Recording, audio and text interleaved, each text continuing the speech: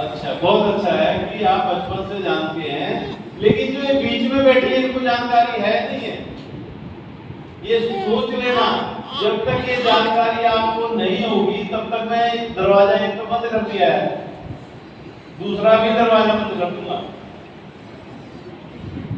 तो आपको पूरी जानकारी देकर ही यहाँ से भेजना है। इनके भी बच्चे सारे पढ़ चुके हैं। मेरे बच्चे तीनों पढ़े, मेरा पोता पढ़ता है। पोता पढ़ता है, ये तो अच्छी बच्चे तीनों पढ़ चुके हैं। दूसरी जनरेशन। बहुत अच्छा। देखिए, ये केवल मेरा कहना एकमात्र ये था कि अपन जहाँ छोटे बच्चों को भेजते हैं, जहाँ से भविष्य का निर्माण होना है, जहाँ से बच्चों को शिक्षित होना है, जहाँ से बच्चे आने वाले समय में अपना जीवन यापन करना है, वो क्या संस्कार पा रहे हैं, इसकी जानकारी अपने को होनी चाहिए। अभी भाई साहब ने कहा है कि ये स्कूल सेवा भारती हरियाणा प्रदेश द्वारा संचालित है। ठीक है, तो सेवा भारती क्या है? सेवा भारती एक ऐसी रजिस्टर्ड संस्था है जो अपने किसी की कमी से, हमारी कमी से समाज में बहुत बड़ा वर्ग पीछे छूट गया है, चाहे वो छुआछूत की वजह से हो, चाहे आर्थिक स्थिति की वजह से हो, या उपेक्षा की वजह से हो, या कुछ कुरीतियों की वजह से हो। जो समाज, और ऐसा समाज 20 से 25 करोड़ का है, वो समाज जो हमसे दूर हो गया है, उस समाज को सबल बनाने के लिए सेवा भारती कार्य करती है। तो सेवा भारती पूरे पानीपत में 28 प्रकल्प चलाती है। आप एक प्रकल्प में बैठे हैं, आप एक प्रकल्प में बैठे हो, एक केंद्र में बैठे हो, लेकिन पानीपत जिले के अंदर 28 केंद्र चलते हैं। उसमें 5 केंद्र तो आपके स्कूल जैसे चलते हैं, जैसे यहाँ पर स्कूल चलता है, समालखा में है, अपने अन्य नगरों में है, 5 स्कूल चलते हैं। ठीक है जी, लगभग 8 हमारे सिलाई केंद्र, 8 हो गए 12 बजे तक, 8 सिलाई केंद्र है। जैसे अपना यहाँ पर एक केंद्र है, ऐसे ही 8 केंद्र चल रहे हैं। ऐसे ही 8 सिलाई केंद्र समालखा और आसपास चलते हैं, लेकिन वो पानीपत जिले में है।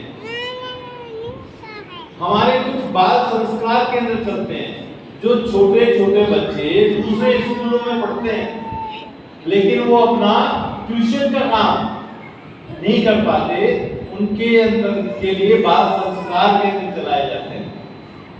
बाल संस्कार केंद्र में आधा घंटा संस्कार की बातें बताई जाती हैं और 1.5 घंटा उनको जिस भी स्कूल में पढ़ते हैं उस स्कूल का घर का काम, क्योंकि माँ बाप तो मजदूरी के लिए चले गए, तो बच्चे को घर का काम कौन कराए, उसके लिए बाल संस्कार केंद्र चलाए जाते हैं। हमारे 4 केंद्र मेहंदी के चलते हैं कि 3 महीने मेहंदी के लिए प्रशिक्षण दिया जाता है, और मेहंदी का प्रशिक्षण लेकर वो बच्चे बच्चियां अपनी एक जीविका का साधन बना सकती हैं। अभी आप देखो ये त्योहार जितने आ रहे हैं उसमें सब मातृशक्ति हमारी मेहंदी लगाती है, लेकिन मेहंदी के लिए कोई सलाहगंज के जाएगा, कोई इधर-उधर जाएगा, दूर दूर जाना पड़ता है, और असामाजिक तक तो वहां भी मिलते ही हैं। लेकिन अपने घर की बच्चियां मेहंदी का काम सीख के अपने अड़ोस पड़ोस में भी मेहंदी का काम कर सकती है। और सबसे बड़ा जो काम पानीपत जिले में हो रहा है, अपना एक बालिकाओं का छात्रावास है, लड़कियों के लिए हॉस्टल है। वर्तमान में 28 लड़कियां वहां पर रहती हैं, और वो लड़कियां निःशुल्क पूरे हरियाणा भर से परीक्षा देकर आई हुई है। पूरे प्रांत भर में परीक्षा होती है बालिकाओं की, और उसमें से छांट के 28 बालिकाएं, ये जो गीता कॉलोनी है रेलवे स्टेशन के पास, उसमें छात्रावास बना हुआ है। उन बच्चियों को हमारे जो आर्य पब्लिक स्कूल है, आर्य गर्ल्स पब्लिक स्कूल, उसमें सबको निःशुल्क पढ़ाया जाता है, फ्री में पढ़ाया जाता है।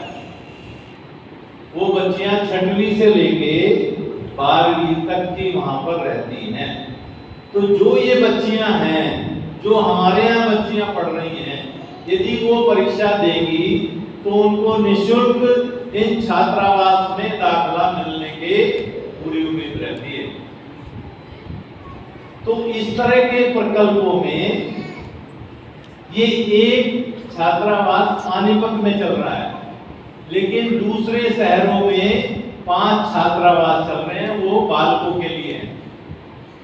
तो जो बालकों का छात्रावास है, उनमें से पढ़ के एक अपने इमरान यहाँ बैठे थे, इमरान जी, तेपला में हमारा छात्रावास है। उस तेपला से 12वीं करने के बाद अभी करनाल में जो कॉलेज है उसमें पढ़ रहे हैं, और साथ में अपने एक जो फ्लावरिंग का ब्यूटी क्या डेकोरेशन के जो पीसेस होते हैं वो बनाते हैं।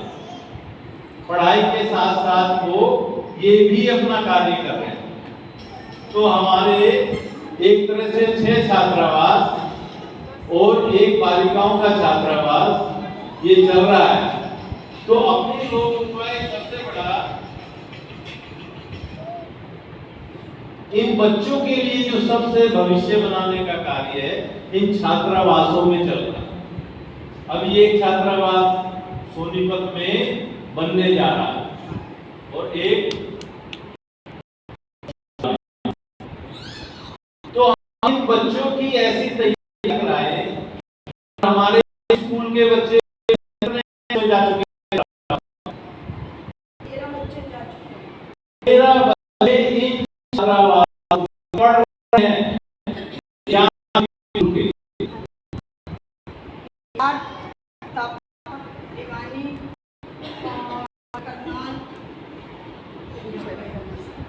तो छात्रावास में अपने इस स्कूल के बच्चे गए हुए।